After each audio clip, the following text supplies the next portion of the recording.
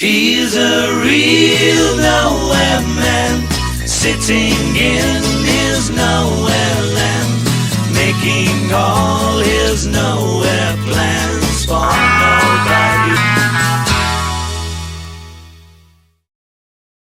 How was your reaction, by the way, back then when he met Yoko Ono and got divorced from Cynthia, which was your close friend at that time? You loved Cynthia. It must have been hard also to stand outside seeing the breakup. No, what was hard was the separation, because Yoko immediately started separating John off from his family. And that was hard.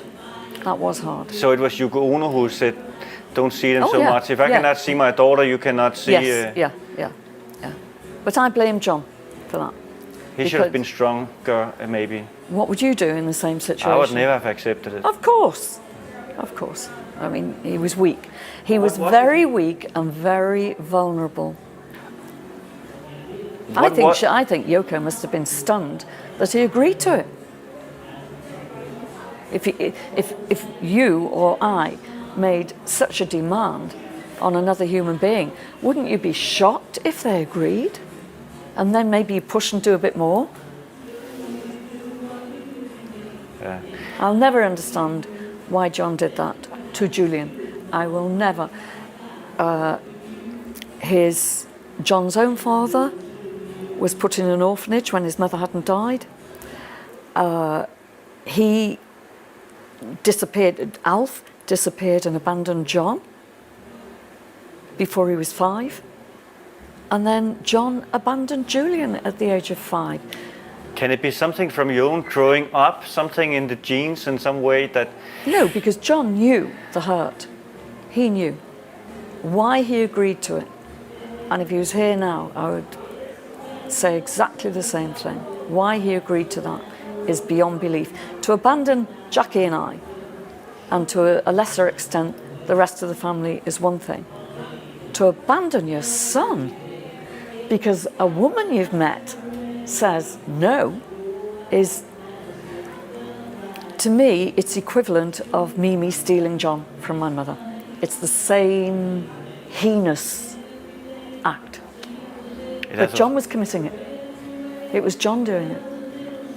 Now, when he met May Pang, or when he became involved with May, it's the first thing, I know May well, the first thing she did, that's your son. Get him over here straight away. Oh, thank you, May. Thank you, May.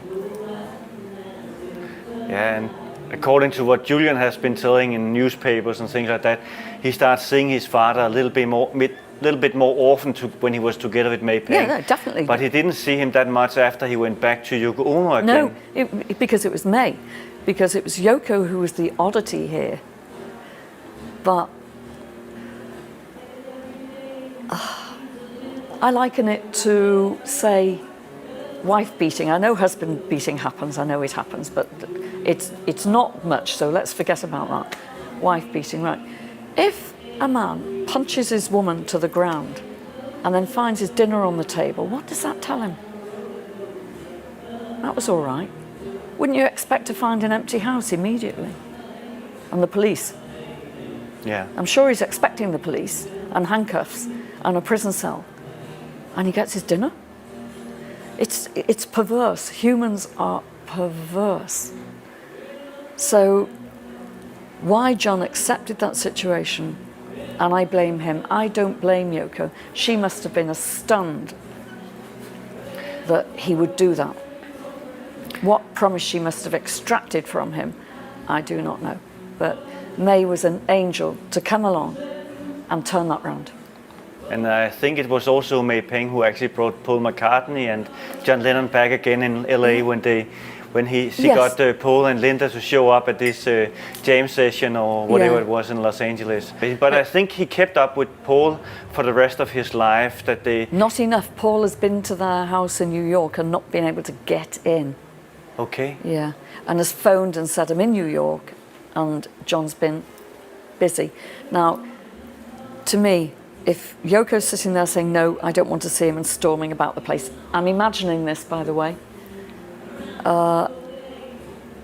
what sort of friend was John to say, well, all right then? Paul must have been so hurt. because they'd known each other. I've known Paul since he was 15. Why would you do that? Well, if you do what you did to your son, this was just the next thing, your very best friend that had made one of the best businesses and best bands ever on earth, to say you're not in. I mean, it doesn't compute. So it's a weakness, that was a weakness, a fallibility in John. There's no doubt about that. And Julian is carrying that legacy. What we do know is that John brushed off people who should have been and had been very important in his life. And he's not here and he can't defend himself and we're knocking him down, but I think he deserves it on these points, these 2 points. Julian for sure, and Paul. He's a real nowhere man, sitting in his nowhere land, making all his nowhere